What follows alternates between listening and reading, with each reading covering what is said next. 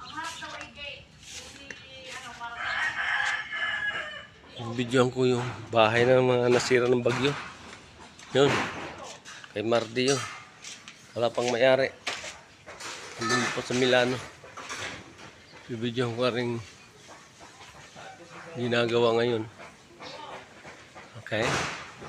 Titingnan ko. Laki yung bahay to eh. Videoan ko. Isang post naman para sa inyo. Malalaki ang bahay dito eh. Pasok ako ha. Kaya kayo magpagawa kayo.